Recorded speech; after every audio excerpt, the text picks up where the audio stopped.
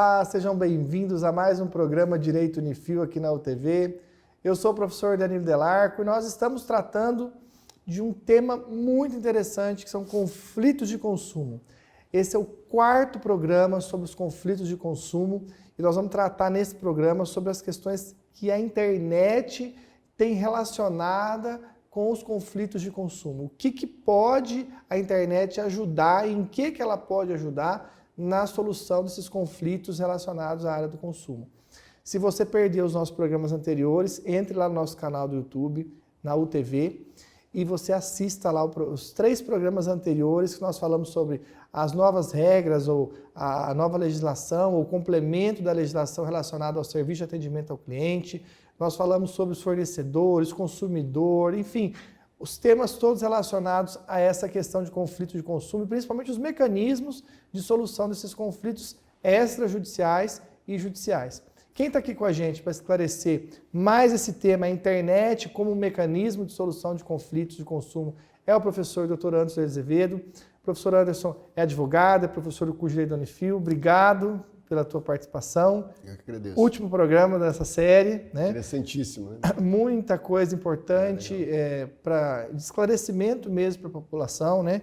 E vai ficar registrado. Então fica lá na internet, hoje é bom por causa disso, né? Exatamente. A pessoa baixa lá, assiste a qualquer hora.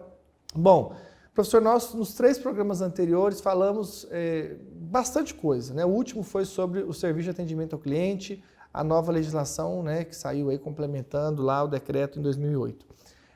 No programa de hoje, a questão é como é que fica a internet diante dos conflitos de consumo? Ou seja, tem ajudado, tem piorado, pode ser um meio que vai ajudar bastante? Como é que tem sido isso? A internet, ela inicialmente, ela é o canal, hoje, o principal canal de divulgação, né, dos produtos e dos serviços, né? Ela substituiu muito a televisão e o rádio na proposta de fornecimento, né, como disponibilização do produto e do serviço.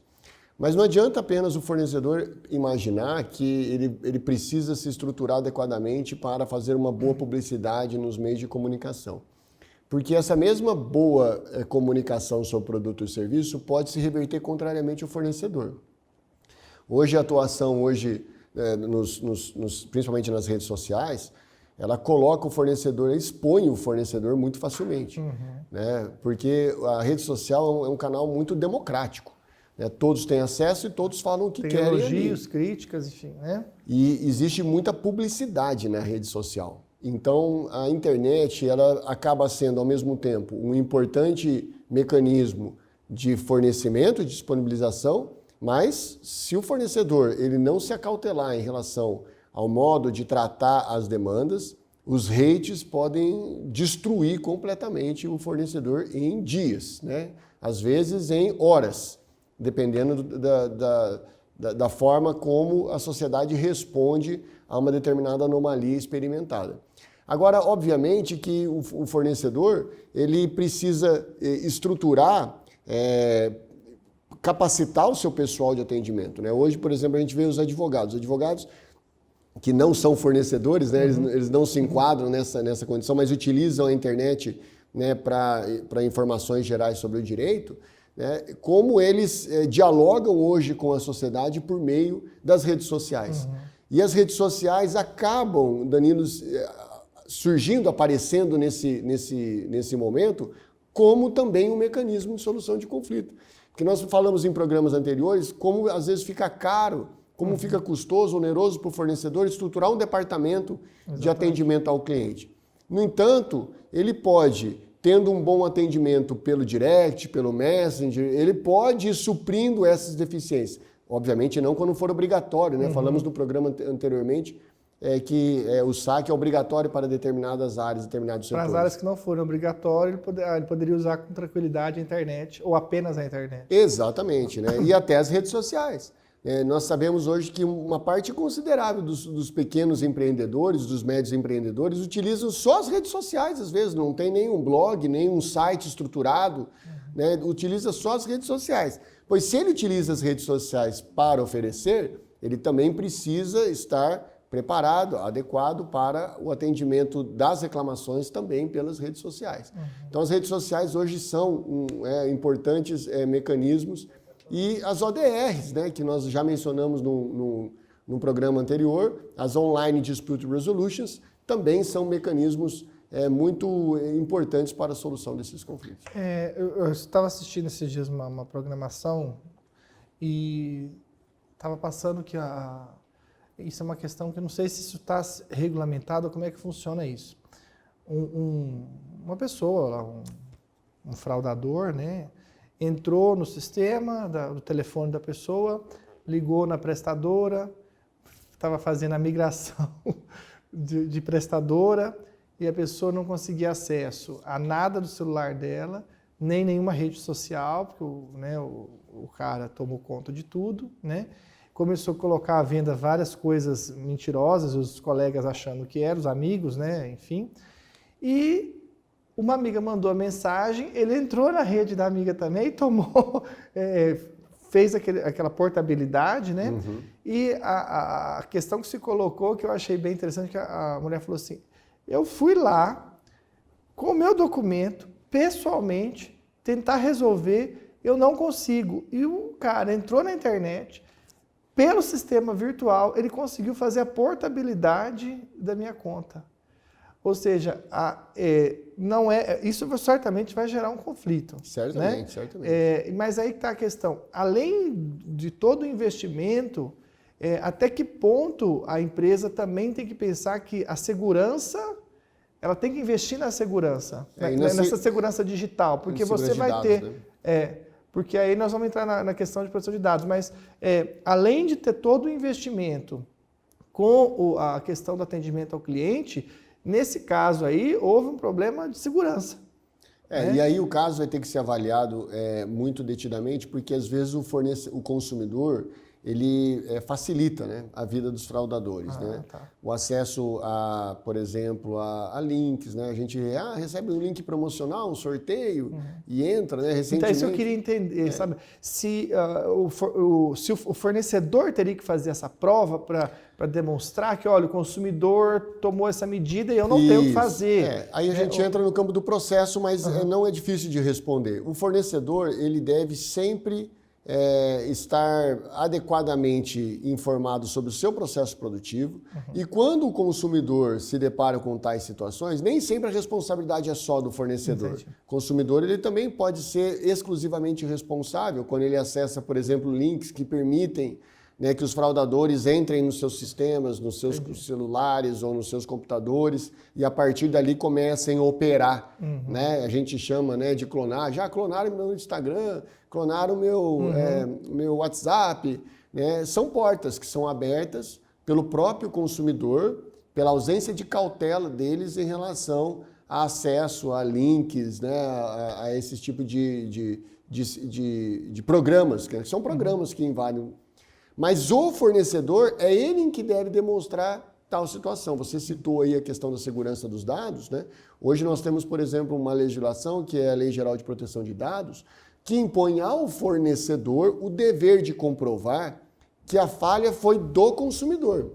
Então é o que nós chamamos no processo de inversão do ônus da prova. Né? Inverte-se o ônus da prova para que o fornecedor ele demonstre que ele atuou de forma correta, que todo o procedimento dele estava adequado e que, na verdade, quem abriu a porta, quem ofereceu a insegurança, quem ficou suscetível e vulnerável a esse tipo de invasão foi o próprio consumidor. Então, o dever de provar é do fornecedor, por isso que ele tem que estar bem preparado. Ok, muito bem. Bom, chegamos no nosso intervalo, não sai daí, a gente volta já com o último bloco dessa série sobre conflitos de consumo. Até daqui a pouco.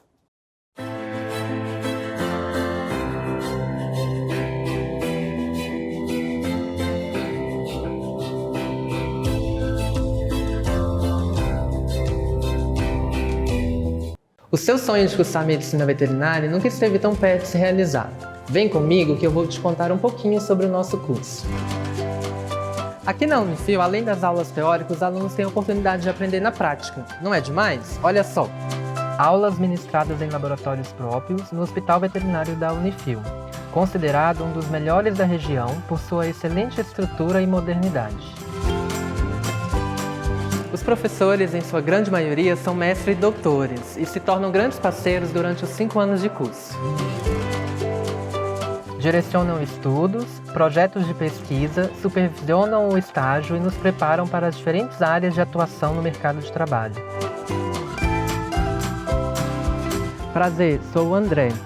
Fiz graduação, pós-graduação e residência na Unifil. Hoje continuo minha história aqui, como médico veterinário no HV da Unifil. Venha você também realizar seu sonho aqui.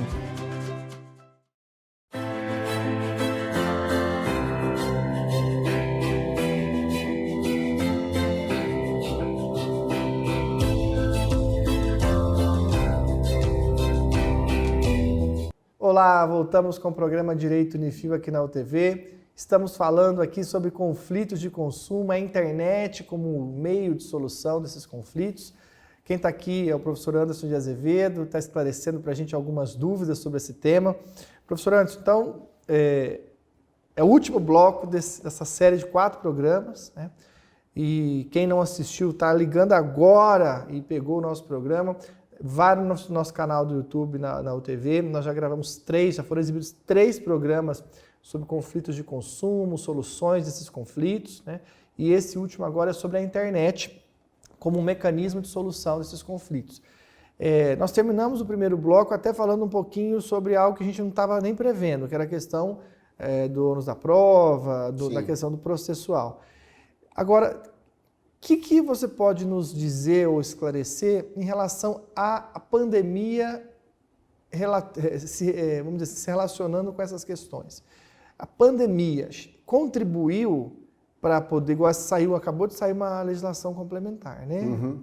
A pandemia acelerou isso, contribuiu ou não? Ou agora que nós estamos saindo aí de uma pandemia, o Brasil acho que já declarou que não estamos mais em pandemia, né? Como é que fica isso? Agora que as coisas estão acontecendo ou não? Durante a pandemia isso já estava acontecendo e agora que eles estão regulamentando alguma coisa? Aí é uma opinião pessoal, né? Eu via já acontecendo, já em desenvolvimento forte, já há uns pelo menos 6, 7 anos nós temos um desenvolvimento forte no campo da tecnologia, porque aumentou demais a comercialização pela internet, aumentaram demais também as reclamações pela internet e aí, consequentemente, aumentaram a criação de mecanismos de solução de conflitos pela internet. Mas a pandemia acelerou. Acelerou, inclusive, promovendo alteração dentro do próprio Poder Judiciário. Saiu um decreto ano passado, no Tribunal de Justiça do Estado do Paraná, por exemplo, permitindo que as instruções processuais elas sejam feitas mediante convenção processual. O que significa isso? As partes podem colher depoimentos, podem ouvir testemunhas sem a presença do juiz. Né? E isso é muito fácil digitalmente. É interessante pensar nisso, né? Que as partes podem eventualmente falar assim, olha, a pauta do julgamento do nosso processo está para aqui um ano. Vamos esperar um ano? Não vamos. Então o que nós vamos fazer? Vamos ouvir os depoimentos, ouvir as testemunhas. Os próprios advogados, eles podem estabelecer ali, por exemplo, as regras para a criação, a realização da audiência de instrução e julgamento. Isso é impensável. Né? Isso pode ser feito numa plataforma de Meet, né? Uma plataforma de reunião online. Então, você vê que já, provavelmente, em breve tempo, nós teremos empresas especializadas na realização de instruções e julgamentos, escritórios de advocacia capacitados para recepcionar colegas advogados para realizar instruções e julgamentos e depois disponibilizar isso num processo, que agora também é digital. Só um exemplo. Mas, por exemplo, a pandemia, esse problema de receber, por exemplo, ligações oferecendo, né? Quem nunca? Ligações que não se até acabam, hoje, nossa, não aguento recebendo mais. Oferta de internet, oferta. Foi criado um sistema que é um sistema de filtro. Como é que você falou? Nãomeperturbe.com.br. Já tem não sei quantos milhões já inscritos. Nãomeperturbe.com.br. Eu sempre esqueço de fazer, por isso que eu não paro de receber Por isso que não ligação. pare de receber. Se o ouvinte, se você fizer, professor Danilo, Não me perturbe. faz um teste, professor Danilo. Hoje você faça esse cadastro. É rápido, você faz o cadastro pela internet, nãomeperturbe.com.br. Você cadastra o seu celular e você, dentro de 30 dias úteis, para de receber essas ligações inconvenientes. Eu tenho que lembrar de fazer isso hoje. Não De oferta. Veja, mas são ligações de oferta especificamente da área de telefonia e internet. Telefone, o tempo todo é isso. É oferta de banco, telefonia e internet. Você quer dinheiro? Eu quero, mas não quero pagar ninguém. Você quer me dar o dinheiro? Ninguém quer dar o dinheiro pra gente. Olha que interessante como isso gerou um reflexo no próprio processo. Por quê? Porque tinham muitas ações judiciais pedindo um dano moral pelo excesso de ligações. Mas Eu vi decisões que a pessoa recebeu, não sei, 200 num dia, eu acho absurdo. Exatamente. Ele ganhou uma indenização. Mas olha o reverso disso. Se você tem o canal e você não se cadastra, então você está autorizando. O judiciário passa a ler desse jeito. Então, se você recebe uma quantidade grande de reclamações e não toma nenhuma atitude, por que você vai pedir o dano moral? Você está autorizando. Você vê como os grandes operadores, eles invertem, né? E isso está sendo aceito pelo Poder Judiciário. É o princípio da boa-fé. Então, na verdade, daqui a um tempo só vai passar a ter a indenização quem se inscreveu no Não Me Perturbe e continuar recebendo. O que, na verdade, é praticamente impossível, porque o sistema é integrado. Todas as operadoras de telefonia e de internet estão obrigatoriamente vinculadas a esse sistema. Então, quando você faz o cadastro, esse cadastro promove um bloqueio lá. 30 dias úteis após o cadastro, você para de receber essas ofertas. Deu certo para mim, provavelmente vai dar certo para você também. Já era para ter feito já há algum tempo atrás. Esqueci de fazer. Lá em casa, acho que nem eu nem minha esposa fizeram. Mas um importante outro mecanismo aí de controle que veio pela internet foi o desenvolvimento do consumidor.gov.br, plataforma que nós já mencionamos, né? A pandemia, ela também colocou as grandes empresas obrigatoriamente dentro desse sistema, porque esse sistema passa a ter uma quantificação das reclamações dessas grandes empresas, né? Então, a Secretaria Nacional do Consumidor agora ela tem como mapear o volume de reclamações, o tempo de atendimento, o volume de atendimento. Se o ouvinte, o telespectador, ele for até essa plataforma, lá tem inclusive as demandas. Então há uma preocupação grande do fornecedor em mostrar para o sistema que ele está atendendo as reclamações de conflito que lhe são dirigidas e que ele está buscando evitar a judicialização. Tudo tem em vista evitar a judicialização. Muito bom. Terminamos o nosso 4º programa. Com sucesso, muitas dúvidas respondidas. Se você está ligando, pegou agora, assista os programas anteriores, entre no nosso canal do YouTube, da utv.com.br.